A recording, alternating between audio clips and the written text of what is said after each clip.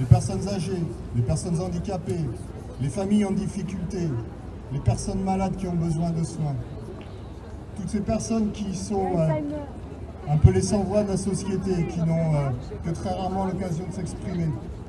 Aujourd'hui, nous sommes réunis parce que nous qui intervenons, nous c'est les services à but non lucratif, ici l'UNA, mais nous sommes encore plus nombreux après. L'argent qu'on demande, c'est pour sauver des emplois. Et moi, j'ai cru comprendre qu'actuellement, la vraie problématique de ce pays, c'était le chômage. Qu'est-ce qui se passe aujourd'hui quand on détruit des emplois dans les services à domicile? Parce que c'est le cas. Les gens vont pointer au RSA. C'est l'absence de réaction des pouvoirs publics qui, aujourd'hui, au-delà de créer la misère dans nos services, entraîne des difficultés économiques. L'argent qu'il s'agit de mettre dans les services d'aide à domicile, c'est de l'argent pour la croissance, c'est de l'argent pour l'emploi, c'est de l'argent pour les personnes exclues de la société. Ce que nous demandons donc, c'est plus de moyens, c'est aussi des moyens mieux répartis parce que il y a quelques décennies, on avait détourné l'argent de la vignette automobile qui devait être consacré aux personnes âgées pour faire d'autres choses.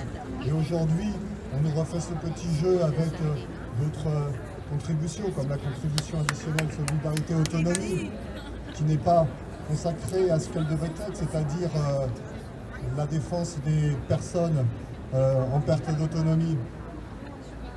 Ce que nous demandons, et ça depuis des années, il y a une loi qu'on attend depuis au moins 8 ans, c'était au rang des promesses électorales de la campagne présidentielle de 2007, pas la dernière, celle d'avant.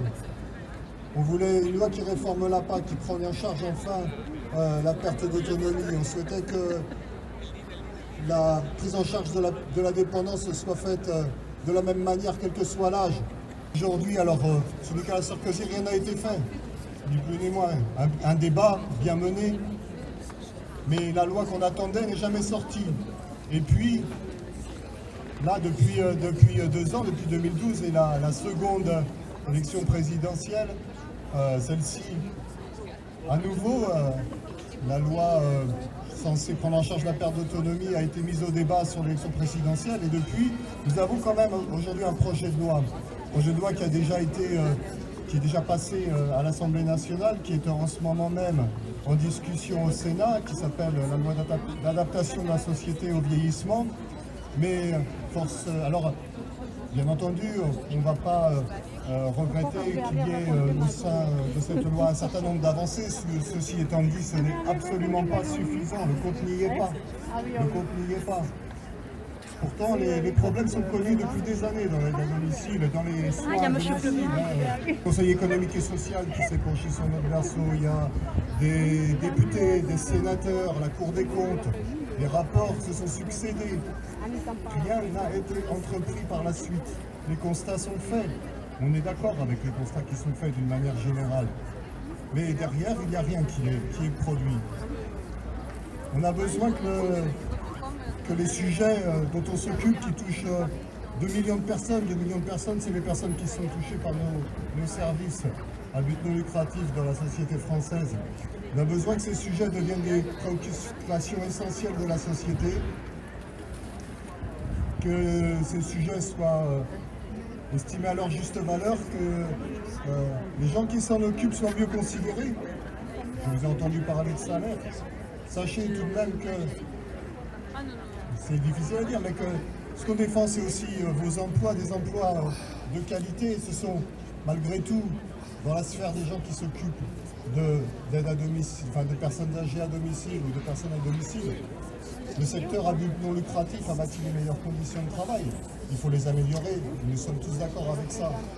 Mais elles sont bien meilleures que lorsque vous travaillez dans le cadre de la convention du particulier employeur. Elles sont bien meilleures que quand vous travaillez dans des sociétés à but lucratif. Donc ce qu'on défend nous, c'est un modèle d'emploi qualifié, avec des rémunérations correctes, avec des gens en CDI, avec des gens à temps plein ou avec des temps partiels bien remplis. On veut que les salariés qui travaillent dans nos structures soient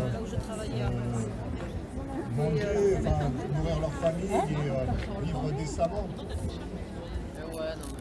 Ce modèle-là, aujourd'hui, c'est celui-ci qui est en danger parce que nous, on a quand même réussi à développer des services de qualité.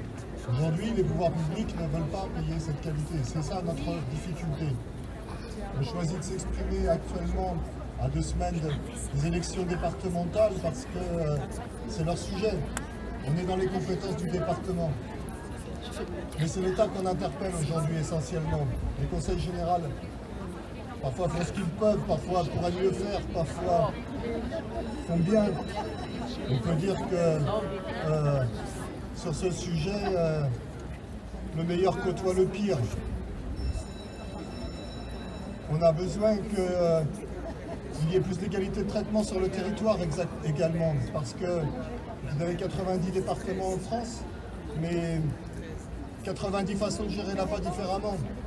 C'est insensé, on peut le dire. On peut le dire à une tribune.